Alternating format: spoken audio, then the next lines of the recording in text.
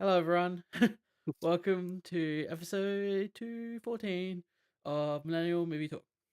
I'm your host, Alex Lamb, and I am joined, as always, by Michael Herman, Hello. Brayden Dixon, The energy at the start of this is great. and Christian Bingin.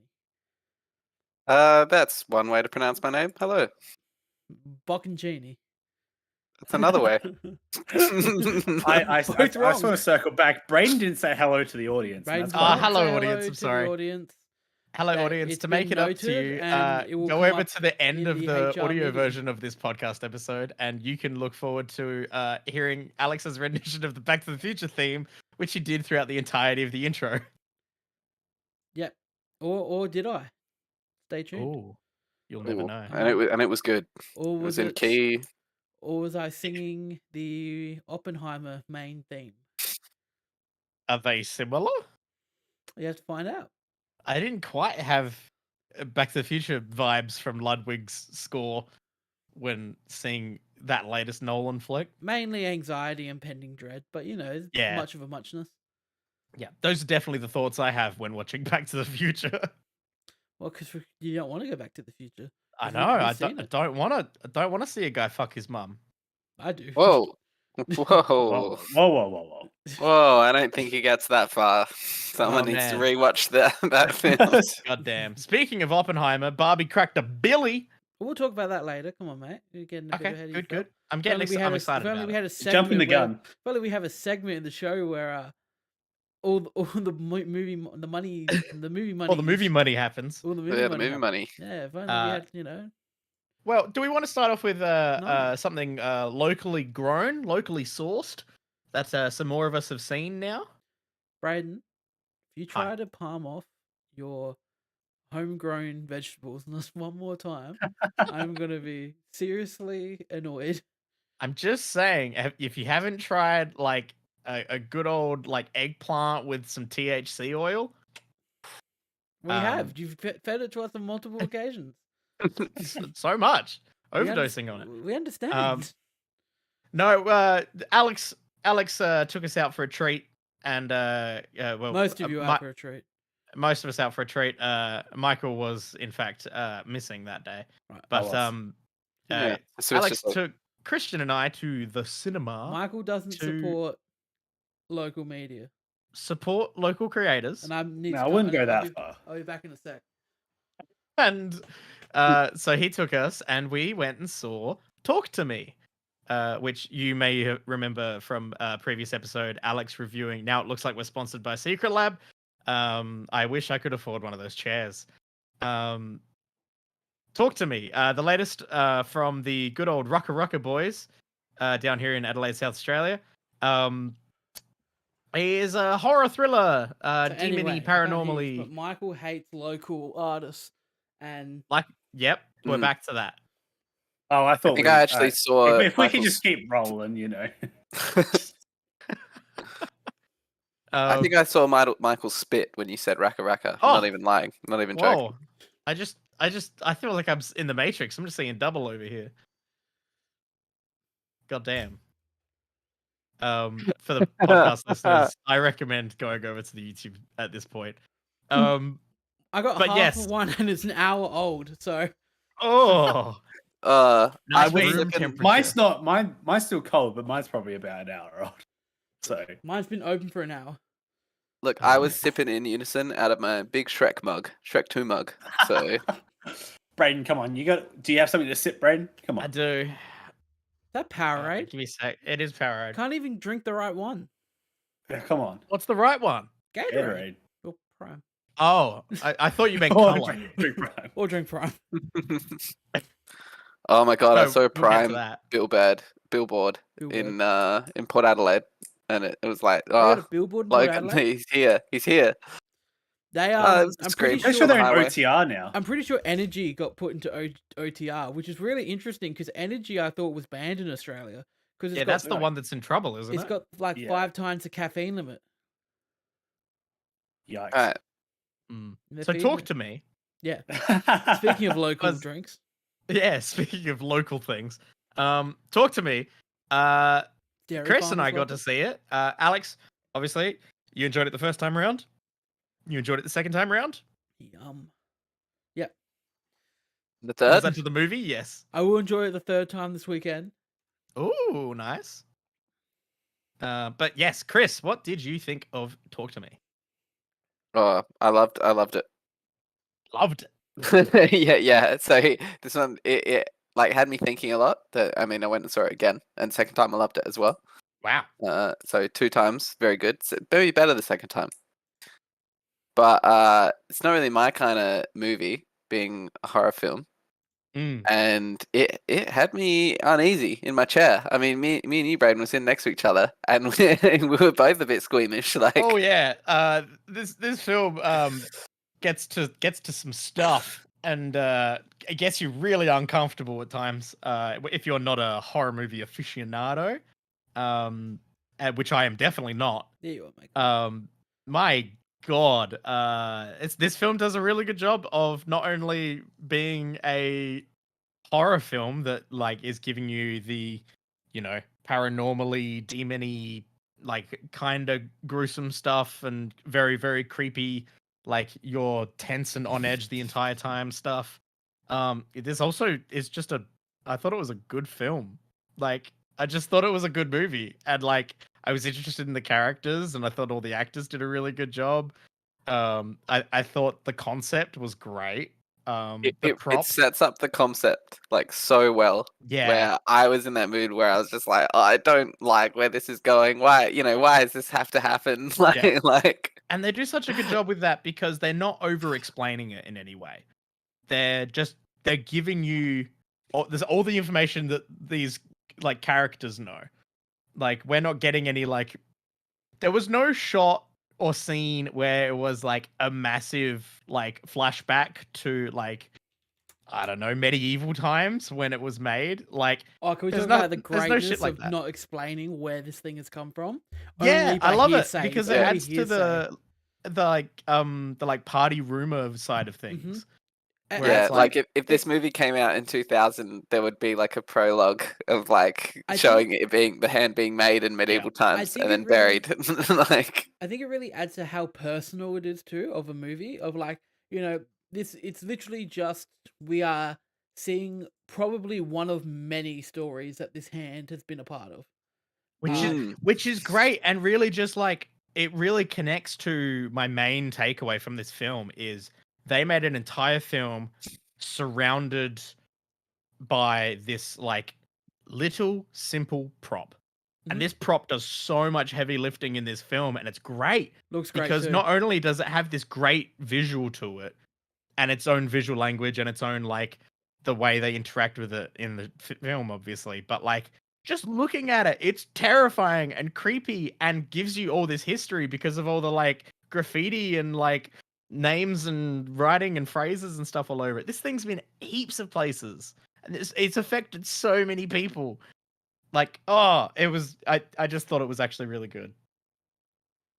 yeah, and the plot as well. The characters have got like there's stuff going on. It wasn't just like empty kind of being spooked and being scared by the kind of ghost and spiritually stuff. Like I really felt like it was a really They weren't disposable. welled out movie with really real characters as well.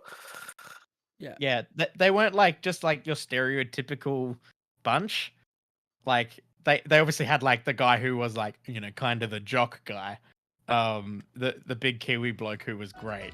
Played so well amongst the other people. But yeah, the whole cast were great, and they weren't just your cookie cutter.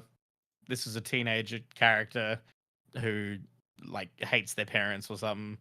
Like, and it was like dealing with grief, and it was kind of a story about like the grieving process and letting go and everything. Like, there was a lot there.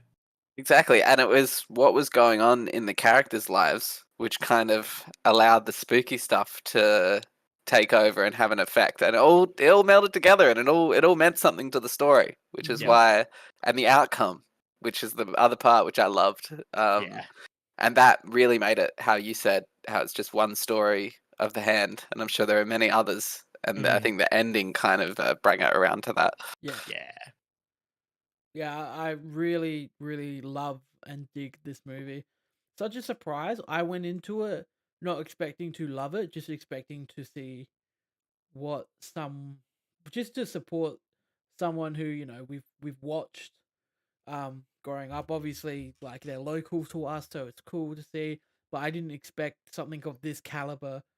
Um and it's funny because we've seen other Australian films before, but I think this is probably the most, in terms of quality and feel, the most un-Australian Australian film ever. In terms of Yeah. like, you look at it and everything is so Australian, the way they talk, the actors, the locations, the set. But in terms of like, when you watch an Australian movie, it's got, you're watching an Australian movie. It doesn't have that, like, I don't know, red dog filter. Like, Yeah, it just doesn't doesn't feel like red. doesn't have the red Like, dog filter. I mean, you're to be right. fair, yeah, most Australian movies, like you go to the outback. Like, Rabbit Proof that's yeah, sort of Fence. the yeah. setting. You got your Rabbit Proof Fence, The Dry, all of these movies. Wolf Creek. Wolf Creek, Australia. Australia. Like, but this one just has such a. I don't know if it's just because the quality of the film and the subject of it is just. I think this is really getting in the weeds on this. I think it really comes down to the fact that this is from the internet generation. Like, this is from young creators who grew up and made content on the internet. The internet is this thing that globalized the world and really interconnected us in major ways, way more than we've ever seen before. And I think what this is like a repercussion of that is this film doesn't feel like it is rooted in being and looking and feeling purely Australian. Like, you could tell me that this film was made by like some California creators over in Hollywood and I would believe you. Like, nothing about this movie other than its location and obviously its characters' accents, like, nothing about it sells the fact that it's like Australian made. Yeah. Other than the fact that you get Which all these logos at the start I think- saying Film Festival of Oh my- Adelaide and This is SA Film Corp this is and one of Screen those. Australia. This is one of those movies that has like 10 logos before the movie. Oh my actually starts. god, it was getting Yeah. a bit But ridiculous. it's and it's all because there's so many people stepped in and helped them finance it. Yeah. To get it made, that there's just like 100 logos at the beginning. Yeah. And bless. they made it the right way as well, clearly. Yeah. Well, but- yeah, I think you were saying after we got out of the cinema that like they had all the plans for it and everything, and they kind of had an opportunity to sell it to a larger studio, Yeah, they had and they had they when they they had- weren't willing to sort of like out. compromise on like losing. they had the script, and some big studio came up and went, "Hey, we'd like to Make We make want your it. movie, but we want to make all these changes." And they went, No. and they Nah, did it stuff fully you. independently with the help of Screen Australia and the South Yeah. Australian Film Corporation, and I'm sure a bunch of other, like so many other different investors and people who they wanted to get to be a part of it, and they premiered it at the Adelaide Film Festival, which is cool. I wish I would have went. You're like, oh man, I should go to that more often. Yeah, 100%. They actually posted on YouTube today as part of like their big world premiere video a snippet of their speech they gave at the Adelaide Film Festival. So Oh, that's cool. I assume that's on the Rucka Rucka channel. It is. But what I was saying is that as an Australian, why I kind of think it's cool and I get excited seeing so much of Adelaide in particular in this movie compared to like things in Red Dog and The Dry is because it's so detached from that Australian feel that you That see like it and it's Hollywood cool. image that Yeah, Australia has. that was my Yeah. thought. It's the Hollywood image of it's the outback or it's Yeah. nothing. The It's house Outback or party, Bondi, yeah. Sydney. It's the outback, Bondi Beach, or Byron Bay. Yeah. The opening scene, the house party, really was what started that off. Like, it's just, it doesn't feel like it's like any Hollywood party like scene, really, chaotic except and, like- except everyone's swearing and sounds Australian. Look, Which there's is some what you want. standout characters too. Shout out to the two that introduced the hand to everyone. They're probably they're the main comedy crux of the film.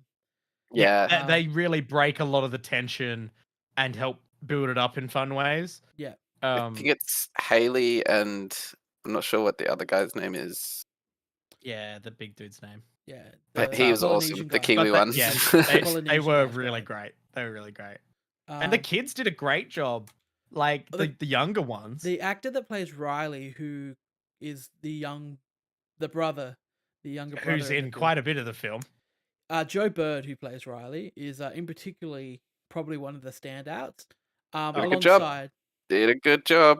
yeah, especially having to act in a particular way in a lot of Yep. their scenes. Well done. Yeah. I don't know if too many Hey, younger I actors hope that you're can pull seeing that off. help. Like, my God. Shout out to Sophie Wilde, who played Mia, the main character of the film. She was Oh, fantastic. amazing. He was captivating. Yeah, she really was. I found there's a really cool piece of information they released where they had an alternate version of when she's first being like they're doing the possession, and her hair, they put CGI hair on her, and like just to give it a bit of like an effect of like a wavy, almost it like was kind of like moving around in like an ethereal way. And they're like, it Right. looked amazing. It didn't look bad at all.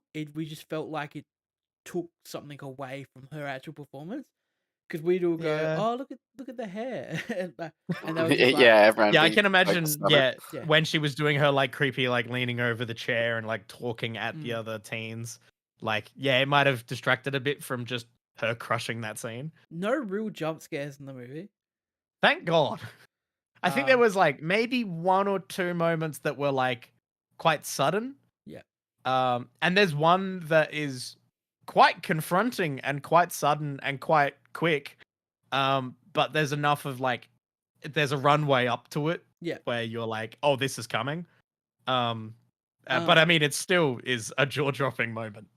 Yeah, there's one that kind of like got me the second time too. Still, it's like, and it's my favorite aspect of how they did the horror in the film was where there was something in the corner of a room, and it was pitch black. Yeah. And we just stayed on it, and we stayed on it, and we stayed on it, and we slowly revealed what it was. It wasn't. Yeah. It didn't Sound come, also. Yeah, it didn't come slowly. running out.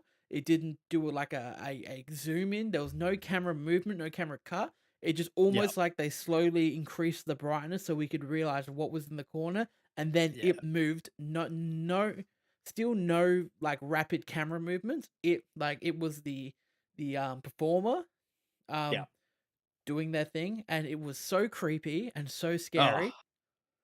And it's what I assume. There was that horror show on Netflix where they were like, there's a creepy thing in every single shot. the Hill haunting of whatever. Haunting of Hill House. Yeah. Yeah, Might find a good show. I imagined it's what that felt like. Yeah. Where like you'd be in the middle of watching like two people having a conversation, and then you would just like your eyes would wander slightly, and I assumed that there would just be like something hiding somewhere, and you'd be like, "Holy shit, I'm gonna die." So, But yeah, talk to me. Very good. People should go see it. Support South Australian creators. love it. In my top 5 of the year. Yeah, me too. Crazy good. Crazy. Can I quickly tell you guys about something that is definitely not in my top 5 of the year? Sure. Yeah. Folks, Statham's back. You can have 2 Oh, minutes. this is what I think it is. Yep. He's back and he's in the trench. I went and saw the Meg 2, The Trench, with my dad. Good old Randall. Absolute legend. He was very excited for this film the second he saw it get announced. Did you like it? And he loved it. Okay. Mind you, quite bad. oh, it's bad. And he agrees with me that it is quite bad. I've heard though, like it's bad. Like Yeah. it's not fun bad. Like the first one was fun bad. Yeah. So the first one is fun bad for the entire movie. Yeah. And you're like, wow, this is bad, but I'm having a great time. They commit themselves to it in the first one. Yeah, I've and they're heard- really leaning into that. I've heard this one's fun bad for the last 15 minutes. Yeah, the first half of this film, guys, oh boy, it does not know what it wants to be. Is it like like the early Transformers movies where they're like, we're not going to give you the robots, we're going to give you the humans. Yeah, but like, It's not why we're here. And not in a way where, like, you know how you hear people talk about like Godzilla movies where they're like, oh no, but that's part of it, whatever. And it's like, shut up, I still didn't like Godzilla versus Kong. No, Oh, dude, like I've done a 180 on that. the Meg 2 starts off so just like B grade bad movie, and you're just like, oh no, this isn't working. And then you get about halfway through the film and it starts picking up a bit. But it's also a completely different film because there's this entire sequence in the middle of the film where they're in the trench and they're down there, and just all of a sudden out of nowhere it is less a like big action shark movie, and all of a sudden you're watching this like what feels like a space sci-fi movie. To they're me, like from the trailer, it looked like the movie goes very Prometheus. very I got that sense from the trailer as well. It just looked very weird. it's really weird. I do this not is why think you it never got a worked. reply from me. Because love Randall. Yeah. Love him. I just couldn't justify spending money on this movie. Yeah, that's fair. We both got senior tickets and we walked in as seniors. Because that's a thing that that my dad does now. They don't check. No, they don't check. So my dad got a senior ticket, which is great. Well, but you heard it here, Hoyts. Check him. Get him. Yeah. We're the real winners here. $4 the richer. Oof. But I recommend the Meg 2 when it's on streaming so that you can just sort of like skim past all the really all bad the cool shit stuff from the at start. beginning, all the cool stuff from the trailers with the multiple sharks and all the monsters. That they did a Jurassic World, Fallen Kingdom, didn't they? They were like, all this cool stuff we're gonna put in the trailer that we know you want to see. It's gonna be the last 5-10 minutes of the movie. Yeah, basically. Yeah. You do get the 3 Megs for a couple other scenes early on during the trench, but like not to the extent that you want. I was hoping that end of Act 1, we release Megs on the world. No. The beauty of number 1 was that they were chasing the Meg and they caught the Meg, but then Act 2, another one. bigger Meg. There's always Meg. a bigger fish. That was the beauty of the Meg, and that's why the Meg 1's a bit of fun. And then in this one, they're like, "Hey guys, guess what? It's been like 2 years or whatever, and like, however long Jason it's been." Statham in it much? This film is Jason Statham the superhero, and Okay. that is what you are here to see. It is absolutely unhinged, god awful, stupid, dumb bullshit. So funny. Every single thing that he does in like his action movie way is ridiculous. There's a part they're down in the trench and you're like, man, that's so far below like the sea level, like the decompression and everything. Like there's a shot early on in that sequence where someone dies from their suit depressurizing and like popping, and it's very Ocean Gate, which is very funny. Yeah, and then they just forget about it. Yeah, it's great. Yeah. And then later on, they're like, "Oh no, we don't have our like suits or whatever. Oh no, we have to go and open this other escape hatch door thing. What are we gonna do?" And Jason Statham's just like, "I'm gonna go in the airlock."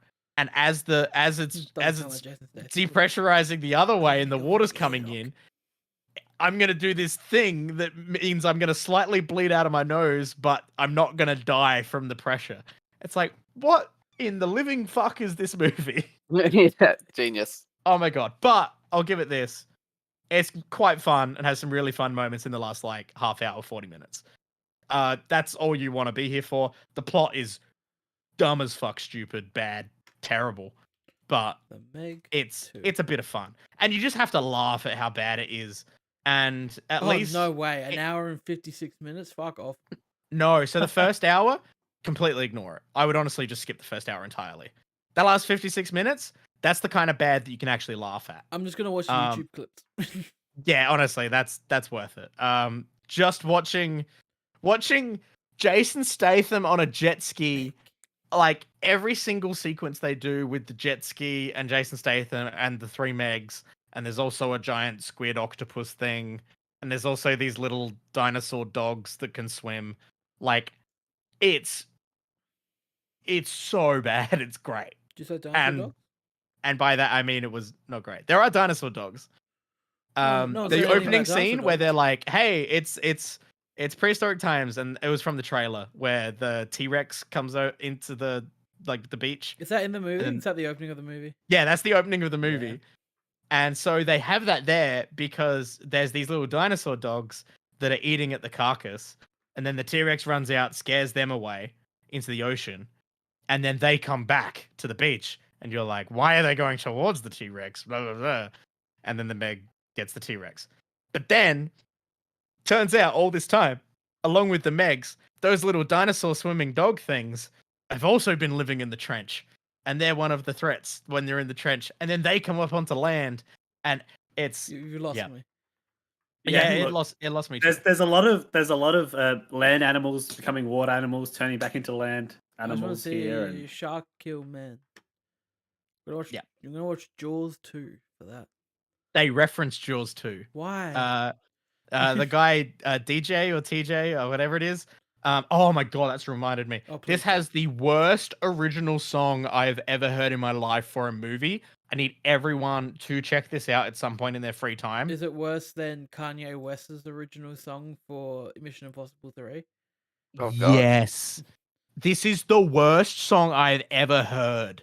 So there is a song on this soundtrack. It is the end credits song, and it is a rap, and it says the word megalodon like 85 times, and it says chomp chomp like 500 times. It's so bad. I was cringing in the theater, and then we left because it was that bad. This song is 10 times worse than the film, and the film was not great. I'm sure That's the China's Meg gonna love the 2. movie. Let's talk about something where other people can talk rather than just me. sounds like a hoot, honestly. Does. I finished The Sopranos. Yep. This is after taking a giant hiatus from The Sopranos after the Because he was Thanks, salty. She-Hulk. Yeah. She-Hulk. Next to She-Hulk. You didn't have to say it, Brayden. I always have to say it. She-Hulk sucks. It's an awful show. No one should watch She-Hulk, especially if you're midway through watching The Sopranos. yeah, especially. If you're just That thinking of one picking super up The unique Sopranos circumstance. and you're like, oh, I think I'll watch She-Hulk first. I can't be the only person though this happened to. I imagine Yeah. there's definitely a small percentage of people That's that such a this affected. shitty thing to do. Now, There's other survivors. but like, here's the thing though. Like, you know, and I sent Chris the clips from She-Hulk. And it's not, you know, that they mention certain characters die. Now, I'm not going to mention these characters die because I'm not a piece of shit. Yep.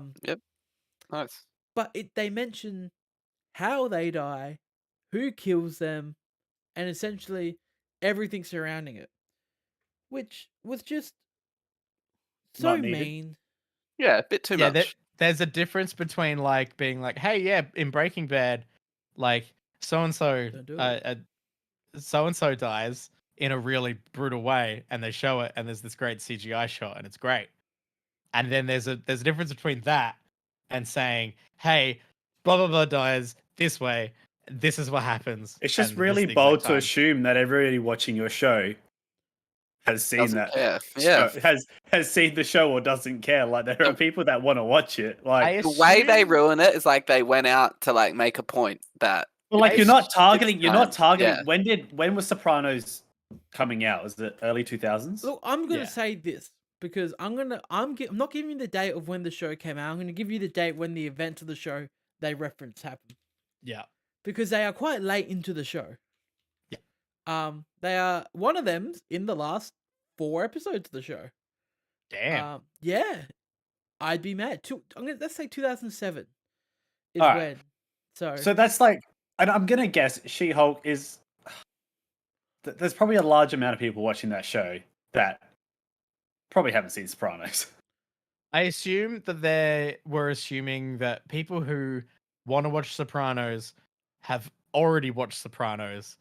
But and they're people probably who- assuming people don't know can't what that assume show that. is. The audience doesn't know what that show is, and they can just do whatever they want.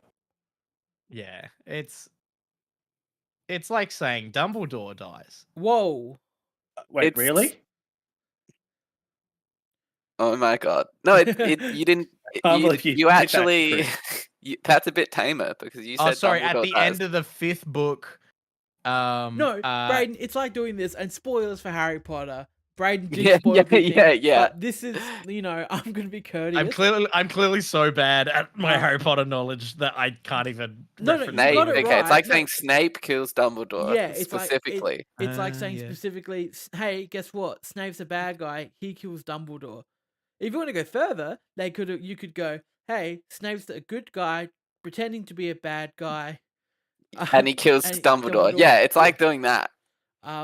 Which is like you're not just ruining a character death, you're ruining like other important things A surrounding character arc and reveal can- and moment. You can ruin the moment, but you're ruining instead, like a 6-season arc. context. Yeah. Yeah. Like it's Okay. not the fact that they just reference the death; it's they reference the whole context around the death, which was like wow. bless. But like, but the thing that annoyed me the most was like it was a 1-2 punch. It was, hey, here's one Yeah. character death, bang. And I was just like, oh, are you fucking like, are you serious? Come on, what the fuck? You're fucking serious. And then like I was just like, oh fucking, I'll keep watching this episode of She-Hulk. And then like 5 minutes later, here's a bigger one, bang. We're gonna do another one to you.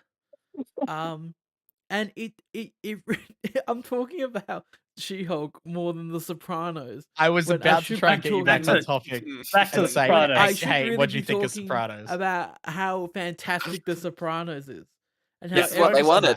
Yeah. This is why they did it, the bastards. Like we should be talking about The Sopranos as a fantastic 6-season show that Go for everyone should watch. That's got some of the best acting, some of the best characters, some of the best stories that I've seen written for the screen. I think Tony Soprano is one of the most compelling characters ever because he's so fundamentally a bad person. He is, Oh, yeah. he is the worst of the worst. Like in terms of heroes that we watch in media, like there is almost no redemption to this man other than he cares for his family. That's it with him, really. He doesn't want to be better. He just wants to fix his mental health during the show and find, and his physical health at some points in the show. He's not Walter White, where Walter White's doing stuff for his family. Well, he's under the illusion that he's doing what he does for his family. As we all know, that show, he's not. He's just a piece of shit that likes doing it to be the boss. Tony's the boss. He likes being the boss, and he just does it to maintain his status as the boss. But for some reason, I fucking love this guy. Like as much as you look at this man and you go, he is just bad. He's a he's a mobster. He's not a good person. He murdered he He's orders doing the worst murders. shit. He's doing bad stuff. He cheats on his wife. But god damn it if I love Tony Soprano as a character. And I could watch him. I could watch another 4 seasons of Tony Soprano. I got sad when the show ended because it meant I could not watch James Gandolfini play Tony Soprano anymore. Rest in peace. Yeah, rest in peace. So yeah, I'm not sure if you feel the same way, Chris. Yeah, where it's one of those you just get used to the universe and you just wanna yeah, stay there. You just wanna stay there. You just wanna hang Yeah, out with I all love your friends, the all your awful surrounding- mobster friends. I love the surrounding characters. I love Paulie Walnuts, or Paulie. I love Sal. I love Silvio. I love I'm just saying all these Italian names now. Christian. Christian. Yeah, I'm there. Christopher. I love Adriana. One character that I hated throughout the show and continued, and then I hated him for different reasons towards the end of the show is Anthony Jr., which is Tony's son. AJ. Like this kid is so frustrating. Whereas he spends, we follow Anthony Jr. throughout the show as in a young boy who kind of starts off in middle school or like early stages of high school being like using kind of his dad's status to his advantage.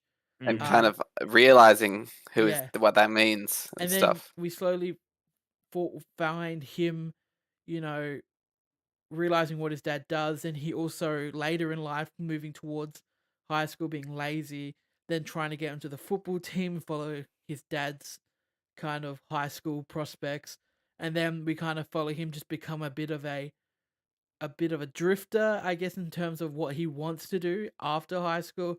One moment he wants to run a club, he just goes out and he's kind of just mooching off his family and the situation his family are in because of his dad.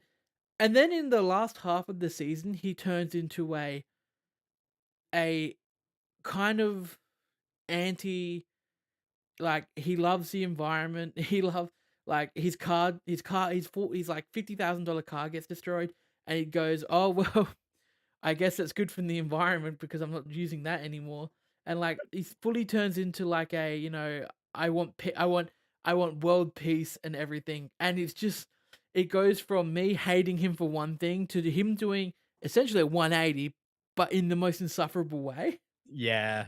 Um so yeah, and AJ is probably my least favorite character throughout the show. Um but I love Carmella. I think Carmella, who plays Tony's wife, I think she's got one of the most interesting parts in the show because essentially, all of these monsters they have a Gumar, and a Gumar is a mistress. um, so you learn a lot about the show. You learn a lot of their code words for everything throughout the show. Um, and they all have a Gumar, and you know, she she And she, them and Harold go to Guantanamo Bay. mhm. And um and she's always aware, she knows what happened, she knows what this life's about, and she's basically, yeah, she's a great character, she's awesome. um and she has her moments, and she's kick-ass like Carmella. Chris, who else am I missing? Anyone? Furio. Furio. We like Furio. um we never find out what happens to Furio, spoilers. But it goes back to Italy. he That's runs what away. happens. Yeah, Furio's great. Janice Soprano. One of the times where I was like, Tony is despicable. He's beyond redemption. Is Janice and her husband invite Tony over for dinner, and Janice is gone to therapy, and she's gone. She's implementing what she's meant to be implementing from therapy into her life. She's trying not to get angry. It's almost like anger management. She's trying to, be cool, calm, and collective. And Tony can see this, and Tony just keeps pushing and pushing oh my and pushing. god. He wants to break her. He wants to. It's essentially he wants to be like, well, I'm going to prove that you're no better than what I think you are. He's like, I know exactly how you are, and I'm going to break you and prove, and like go out of my way to prove that you're exactly how I think you are. And he does it, and I was just like, that's the one point of the show I went, Tony's an absolute cunt. And yeah, quickly mention the finale. Absolutely love the finale. People hate the finale apparently. I really don't understand how people hate the finale of this show. Yes, it's extremely ambiguous, and it's very much what you think. It's like in terms of where it ends. But I think the feeling they give you up until the point it ends is way more important than what happens after. Um, you know, What do you speak on that, Chris? What was that? Sorry, the ending. yeah. Like, So yeah, what, like, are you a lover or a hater? I'm a lover. Yeah. As Alex is saying, the way it leads up to it, it's just kind of giving you a lot of information to build a picture in your head. I think. And also to me, it's the first time throughout the show where we're actually in the shoes of him. We feel what he's essentially. We get like a great insight into what he's feeling in this moment. The anxiety of that. Anyone that can come into this diner can pop me, and we're put exactly in the anxiety of that, and it's brilliantly done, and like, yeah, it's fantastic. I think he dies. Oh yeah. I think he dies. I think whoever. Oh, I think Chris is right. when we were talking about the other day. I think it's what's her name? His daughter's name. Meadow. Meadow. I think Meadow walks into the restaurant and then someone pops him. Him and Meadow lock eyes, Yeah, and then he gets popped, pretty much. yeah. But I think a lot of people don't like it because they're in denial. They don't want that to be the ending, you know, and they don't want it to be left in the air. Like, but yeah, I think we all know, we all create our own, like, what happens after the cut to black. Yeah. It was also a very different era of television. Like TV's like TV and series have gone a long way, like since the mid 2000s. So I feel like they might have even just been ahead of the curve on like how an audience is going to react to things. I also watched the movie. A few years ago, they released a prequel movie to The Sopranos. Did you watch it back then or no? So the reason I watched The Sopranos is because I wanted to watch the movie. I was like, I'm not watching the movie till I watch The Sopranos. So yeah, very glad I watched The Sopranos. The show itself is leagues better than the movie. The movie's good. The movie, unfortunately, is it in terms of its story and structure is extremely weird. It almost it does just feel like an extended episode of The Sopranos compared to a 3-act story with a climax and a conclusion. Has it just got like weird pacing issues or? I wouldn't say the pacing. I just feel like the movie ends and it's a little lackluster. Yeah. But I want to shout out to. I gave it 3.5 still. I want to say that all the actors, they get to play the younger versions of these characters. Not one of them's out of turn. They are all spot on. That's cool. They're from James Gandolfini's son playing young Tony Soprano was excellent. He was great in it. Wow. There is and there's actors in it that are big parts of the show, but because they're really young in this movie, they're in it for one scene. They have maybe 2 lines, and I don't know who was casting this movie, but there is one character who, if you watch the show, you'll know who they are straight away, just by their voice. And, you look at them and you hear them talk for those 2 lines and you go, well done. Brilliant. The standouts to me are Corey Stoll playing Junior Soprano, which is Tony's uncle. He is excellent as Junior. Who else is great? Via Famira, who plays Tony's mum, is awesome. And background characters, the younger guy that plays Paulie Walnuts is great, and the guy that plays Silvio is great too. And the guy that plays Silvio or Sil, just his facial mannerism too is excellent. It's so spot on to that actor that played Sil from The Sopranos. That's cool. And I love when people get casting right. Yeah. Like when people just manage to cast people against other actors who have already played that character perfectly. Oh. And then we get some characters that we've heard of in the past, but we've never seen them portrayed in The Sopranos. So like characters that were big in terms of what we knew about them from the show, but we never physically saw them in the show. Yeah. We see in the movie, and one of them's Tony's dad, who's played by John Bernthal, who is great. And one of them is Christopher's dad, who is also great. He's the main character. Very nice. Yeah, I won't go too much about exactly what it's about, but it's good. And if you like The Sopranos, it's definitely worth checking out. Nice. Then I will come in and ask, Michael Christian, do you have any honorable mentions? Honestly, Or- nothing this week. Nothing of note? Just chugging through Succession. Me and Gemma just watched season 3, episode 2 Nice. the other night. So it's really ramping up after the bombshell at the episode of season 2. Is season 2 the one where he says you're not a killer, and then he goes and shows him why he's a killer? Yeah. Yeah. Yeah, great. Oh yeah. Kendall. Absolutely, just throws him under the bus. Kendall's the best. We love Kendall. And then he makes Roman's his still my father- favorite character. Roman's still my favorite. I just laugh every time he's on screen, and he's like trying to prove himself, but just something about him. Very funny. So good. Alex, just- I will ask if you can get a particular spreadsheet open and ready. I watched and we'll chat Joyride about- too. Joyride 2. No, Joyride as well.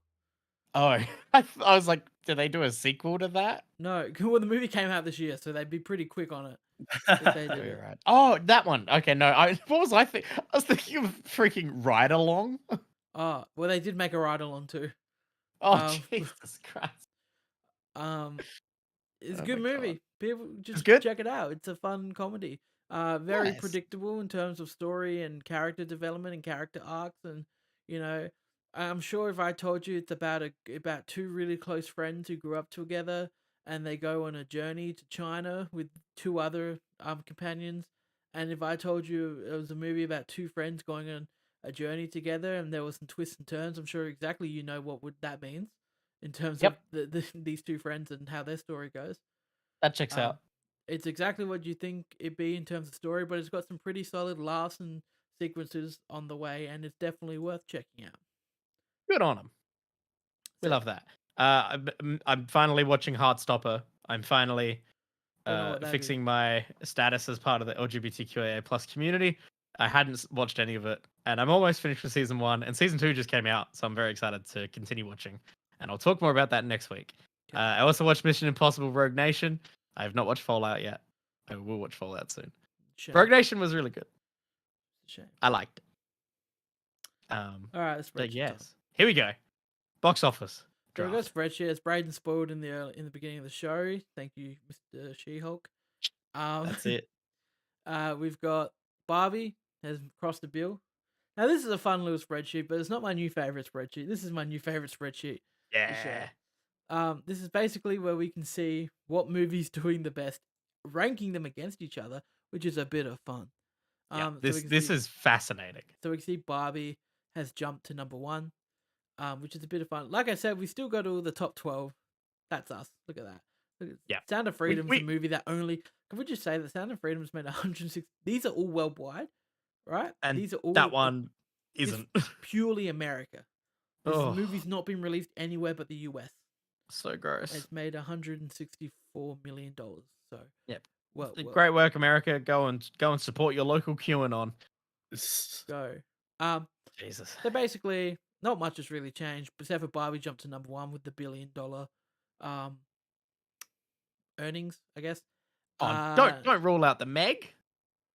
Oh, the Meg's there now. Where's the Meg? Where's the Meg? Is the Meg Number there? 14. 14. Okay, the Meg's here. Hello, the Meg. And the Meg, TMNT came out. it did. We'll get there. Okay, the I'm Meg- just looking. You're saying there's nothing interesting. This thing's Well, no, interesting. this is more interesting over here now because Ah, we can yeah, see that's that fair. Christian had TMNT come back out, so that's kind of filling up his spot here. Oh yeah. Didn't do too great, but obviously we have to remember that this is predominantly America. The movie's not really out anywhere else yet. The movie doesn't come out here till September, so which is really weird. But It's going to get a very weird boost to its box office, well, this which is is exactly strange. the reason why we're not ending this at the end of the summer season because TMNT, if we're doing this worldwide, how unfair would that be? Oh, here's your Yeah. TMNT at the end of this month. There you go, 51 mil. Oh, what? It's made 300 mil worldwide after the rest of its release. Oh, too bad, Chris. You're done. Yeah, Totally unfair, unreasonable. We won't stand for it. Um, that's it. so the Meg apparently made a lot of money overseas. So I don't think it Hell made that yeah! much in Thanks, America. China. So 145. Kind of Brayden's really the only one that can catch up to Michael at this point. Michael's across 2 bill now, by the way. I'm not sure if he was last time. No, I don't Two. think quite. Jesus. Which is really funny because if you look at 2 years ago, when Michael was the only one to cross a bill, now Michael may be the only one to cross 2 bill. Not likely. I Wild. think Brayden might get pushed over there by Blue Beetle and maybe the Meg and Barbie keep going. Me, let's talk about me and Chris because we're kind of, out of this essentially. I think TMNT is going to still do. We're just gone. I think TMNT is still going to do a bit for you, Chris. I think this is just the Mm. start of it. It's going to have legs. It's very well reviewed. And I still think a lot of people are going to be excited for it. I think it's going to get pushed over quite high just from word of mouth alone. I really don't think Gran Turismo is going to do well. Only No. because the marketing has now completely done a shift to at the beginning of the movie coming out, based on a true story was such a little part of the marketing. Now Mm. they've changed the title to Gran Turismo: based on a true story. Wow, really? The That's title. Yeah, it's like Interesting. the racer that became a driver or Oh something. my Yeah. Yeah. god, They have that's And the changed gamer. their whole marketing has gone around the fact this is a true story, and that has to be because they were like, no one's gonna see this. Who's this movie Well, for? For fans because of the place. originally all the marketing was towards like gamers. And Yeah. it was like, hey, this is about a PlayStation game. Hey, this is about a PlayStation game. This is about gamers, gaming, But gamers. how many people are gonna go see a film based on Gran Turismo where it's not even about the game? Yeah, and it's not even like it's not like they haven't even had like a big release in the franchise in a Mhm. while. Like So now they've had to do a total Yeah, switch the on game's movie. not exactly popping right now. No, Yeah. either. and who's ever gone, you know what, I'd watch a Gran Turismo movie.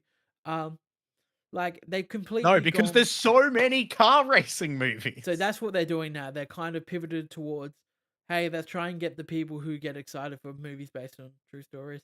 yeah, So they've trying to get the biopic crowd. So I don't think Gran Turismo is going to do anything. Talk to Me's making money still, which is fun. I like that. 26 mil worldwide.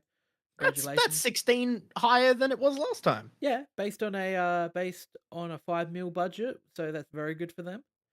Good on 'em. That's a success. Well done. Great work, Um, A24. And it's come out against Oppenheimer and Barbie. So Yeah, that's a pretty wild release season. back to the fun chart. So basically, your stinkers are really the ones that are pooey. I would say Flash, Indie, Elemental. I'm not going to say it's pooey because Elemental's kind of shows it's got some legs and it's kind of making money now. This movie it's is not still making going. money. This movie has Indie 5 has died. It's one of the Yeah, sole no reasons one saw it. Disney lost a bill. The people who were gonna see it in the cinemas have very much already gone and seen it. Yeah. Anyone else who was at all even considering watching it are now just waiting for it to be on Disney. And you know what? I would have supported Disney in the past, but Disney made an announcement over the past month that has completely destroyed any of my good nature towards them. Disney made an announcement earlier this month that they have now, only in Australia, they have completely stopped. They're going to be stopping physical media releases in Australia, That's right. which is Oh damn. completely wild. They've announced that Guardians of the Galaxy 3 will be their last physical media release in Australia.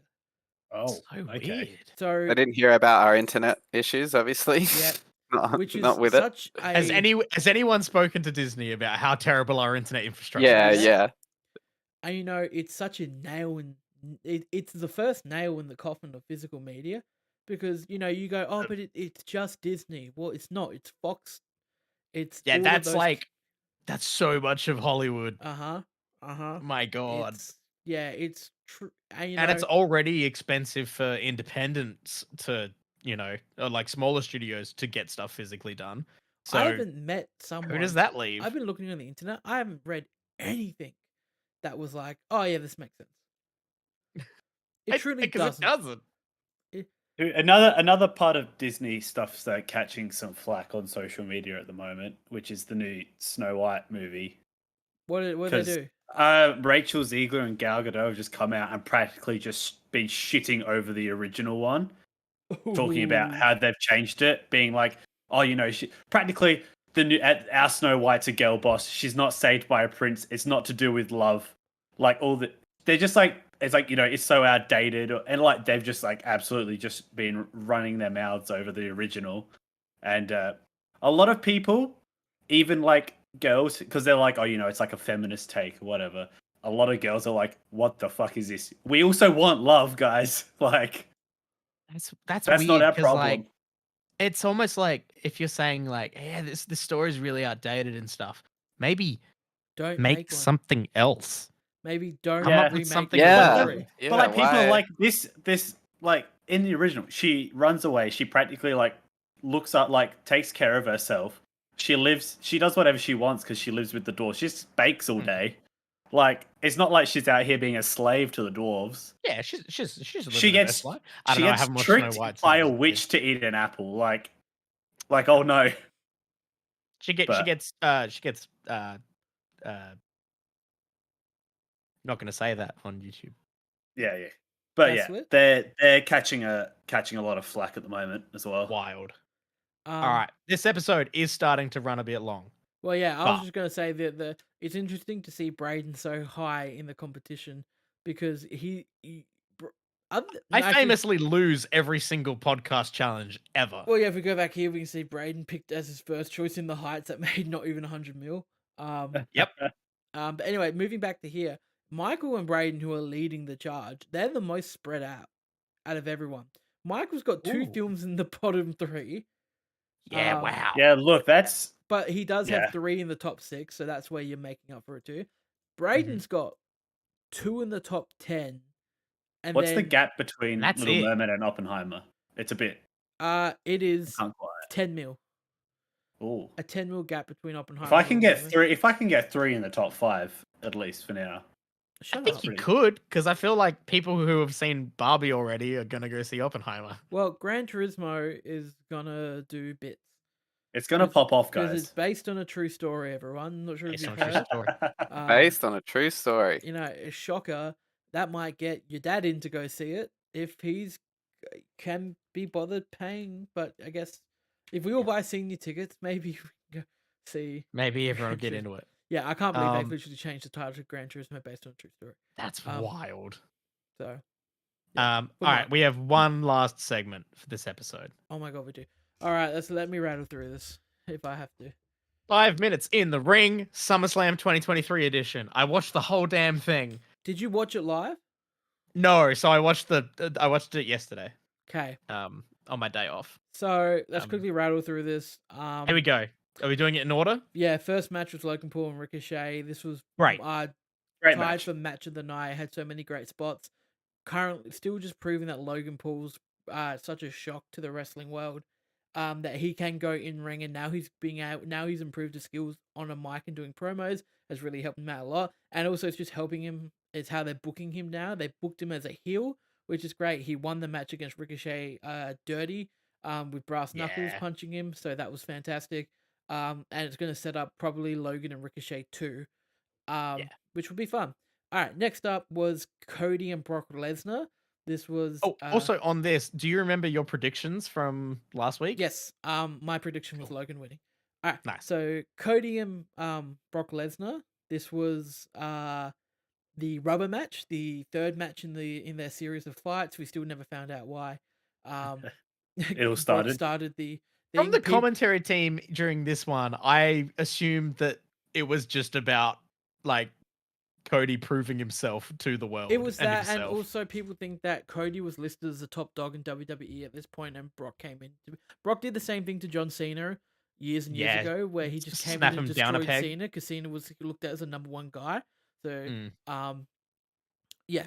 So anyway, Brock and Cody for it was a pretty good match. A rubber match is meant to be the most brutal match in a series of fights. This wasn't really that brutal. A lot of it was Brock just Suplexing. Suplex suplexing City. Cody, throwing him Yeah. out the ring and telling Cody not to get back in the ring and lose via count out. One of the most interesting things about this match was that there was no stipulations. It was just a standard one full match. Which got really weird when Cody decided to pick up the stairs of the ring and hit Brock, which in any other circumstances is a It's disqualification. It's a DQ. So we don't know. I did think that in my head. You can throw people into the stairs, but you cannot pick up the stairs and throw them at someone. So very interesting that was not a disqualification, and a lot of people were talking about that. Anyway, moving on, because it's funny, because Brock Lesnar's pants got put through the shredder in this match. Oh my god, Super what weird. happened? I don't know. His whole cock and balls were almost out. Yep. Brock Lesnar's shorts ripped in 8 different places. Every place. I don't It know looked like they what were happened. made of like stock printer paper. But, Like, Oh yeah. as we all expected, Cody rallied in the last act of the fight and beat Brock Lesnar, hitting him with 3 crossroads, which Crossroads. is a move I don't love. So moving on, the third was match that of your the- prediction though? Yeah, Cody was going to win this match because Cool. Cody's got to fight Roman at WrestleMania. So anyway, moving on, the third match of the night was the Slim Jim Battle Royale. Hey, hey. Honest to God, I've never had a Slim Jim in my life. Based on this battle royale, I'd probably try one. A Slim Jim's a Twiggy stick, Brayden. Essentially, you can It's get a Twiggy stick that you get off the shelf. yeah, you can get them here. You can get salami sticks that are kind of put on the they're like preserved. those. Yeah. That's a Slim They're just Jim. like maybe- really. I think Slim Jims are just like really long. Yeah. Okay, I think- Intensely processed meat. Yeah. Okay, so based on that, I liked the battle royale. I will not participate in eating a Slim Jim. Yeah. Yeah. So you know, this is one Redacted. we were all kind of weird. This one was a bit weird when it first got announced. That we were just getting a random battle royale. We all knew why it was happening. It was to give LA Knight a moment at Hell yeah. SummerSlam, because that man, they need to capture this magic in a bottle while they can. So Everyone they're doing loves it. him. yeah, he's the most over and most popular person on the WWE roster at the moment. Anyway, and it's happened organically. It's just him. His promo skills are unreal. Go watch any of his promos. He's amazing. He could talk like anyone's head off. He's the best part of Austin and The Rock put together for promo wise. Mm. Anyway, so basically we got a surprise return here where Omos came back. Omos hasn't been in a match since WrestleMania. No, Was since he- Backlash. Brock Seth Les- Fordham at Backlash. Okay. Anyway, so yeah, Omos came back, and basically what happens, big guy in the ring, they all fight, and then they all kind of team together and knock out Omos. Great fun. Last two in the ring were Sheamus and LA Knight, which is fitting because these two kind of been having a feud on SmackDown for the last 2 weeks. They actually re-attempted a botched move they did on SmackDown the night before. It's Ooh. when Sheamus is on top of the ropes and LA does the full jump to the top of the ropes. They did this Yeah. on SmackDown the night before, but LA kind of missed and didn't land on the top rope. Oh, So they re-attempted it at SummerSlam, and it went well, and it was great. LA won. He got his moment, and you got to see why everyone loves LA Knight. Yeah. Okay, so I the really thought match- that battle royale was really fun. it was a It's that thing where like I enjoyed it. when there's like if for the first half of it you're just like I have no idea what's happening, but I'm seeing the highlights from each bit. I loved the crowd getting behind the thank you in the middle so of that's it. Chad Gable. Uh-huh. We're gonna see more of Chad Gable because they're setting up Chad to be the next opponent for Gunther. Anyway, Oh, nice. so yeah, they had a great match on Raw like a week and a half ago. Nice, Which was cool. sick. Anyway, so what they did in that battle royale, was they managed lots of current storylines really well within that. You had Mm. some stars kind of go against each other that had been going up, and they're setting up more. They set up LA Knight and the Miz at the end of it too, which was really cool. Yes. I I like the little moment with the Miz and Grayson the Waller? Waller effect. Grayson Waller. yeah. That was great fun. So yeah, but yeah, can't wait to see Chad Gable do more. Anyway, so then we had the worst match, maybe the worst WWE match I've ever seen, which Oh my was god. Shayna Baszler and Ronda Rousey doing a MMA rules match, which basically they just fight. It was really weird because there was no showmanship to this at all. There was nothing extra. They needed at least a cage, or they needed to do rounds.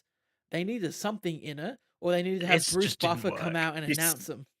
You see, Um, this is the one when I was watching that I like kept hitting the arrow key This and one's just like, awful. if something happens, I'll stop. Yeah, Oh, this was nothing a really happened. bad She match. lost. That's cool. Kept going. Yeah. And which is weird because it could be the last time we ever see Ronda Rousey in a ring, in WWE, because it's kind of like Really? booked as her send off match, and it was Oh god, and it that's sums sad. up her That's a poor career send-off match. sums up her career perfectly because no one's ever really liked Ronda in the WWE. Anyway, Well, I gotta say, my main thing with it was like even before the match had started with the whole MMA thing, like that was just the two of the most wooden WWE performers I've ever seen. Shayna's great. We give Shayna credit because she's gonna cook now. Now that she's Okay, out of the I Ronda hope so shadow. because that did not sell me on it from seeing her Um, there. Okay, so moving on, then we had Gunther and Drew, which I found a little disappointing just because I think this could have had potential to be one of the matches of the year, and instead it was just a pretty good match.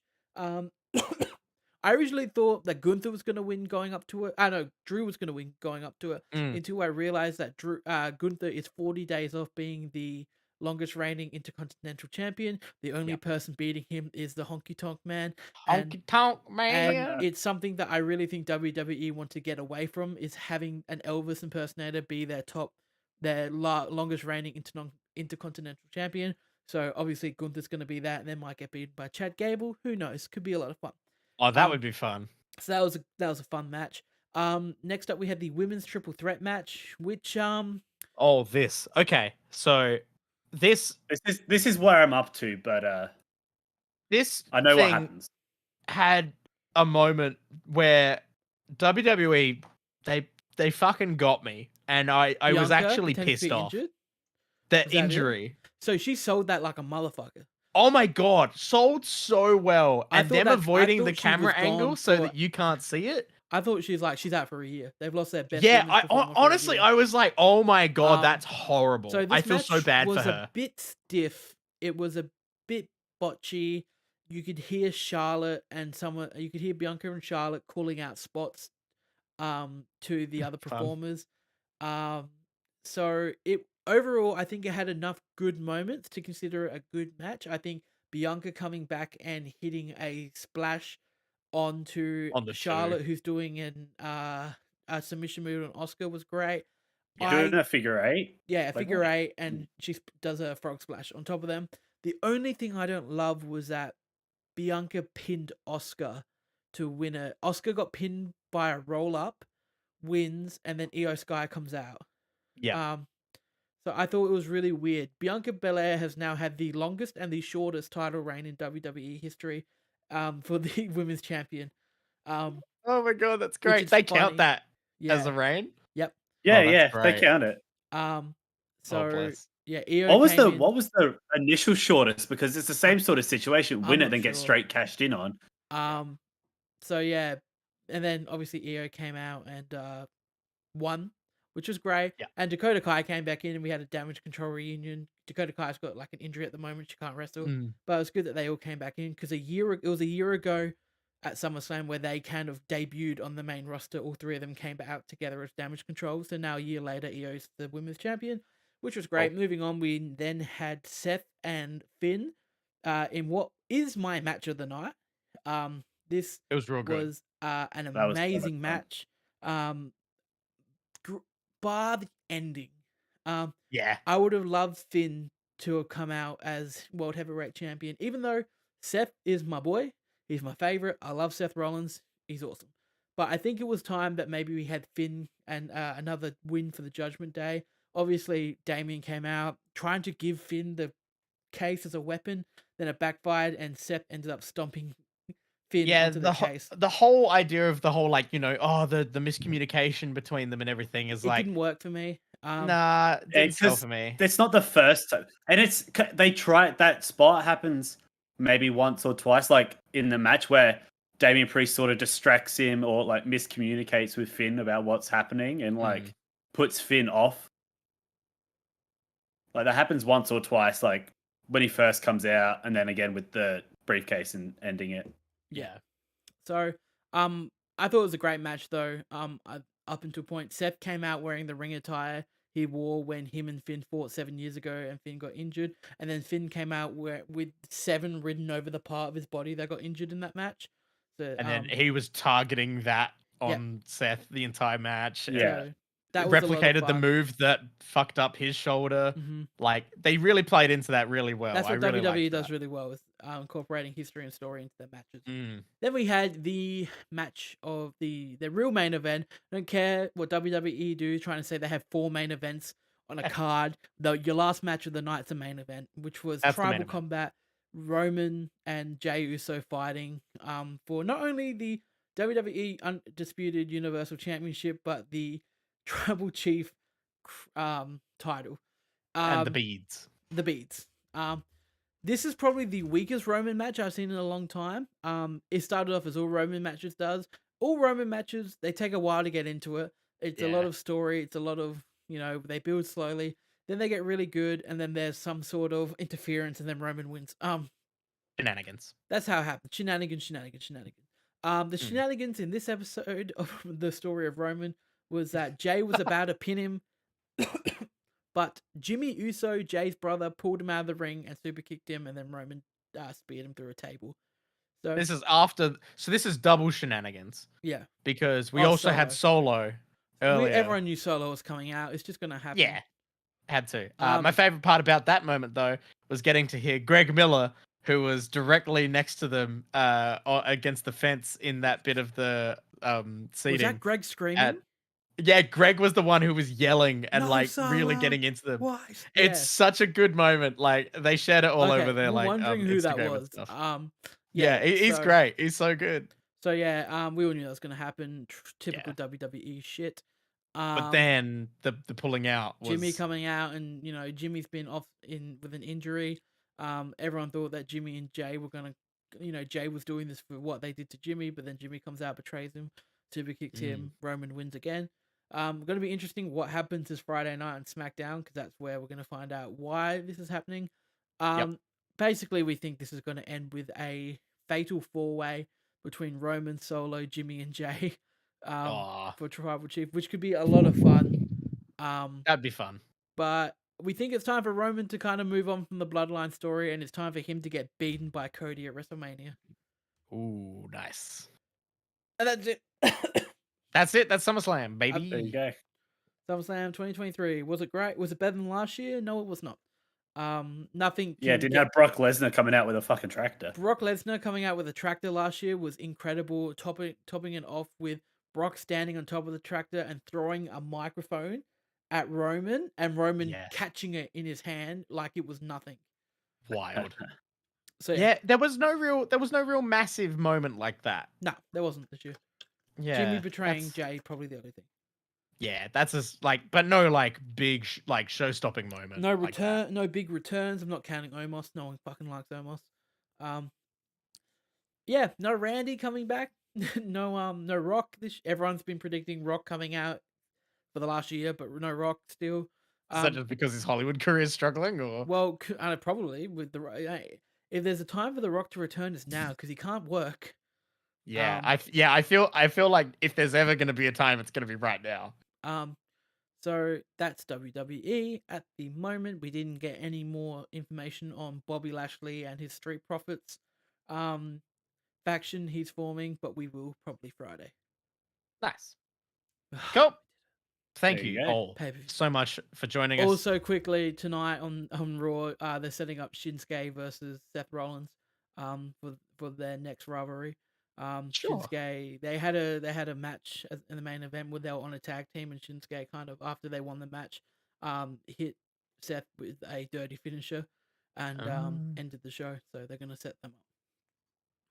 Sure, it'll be fun. They're both great performers.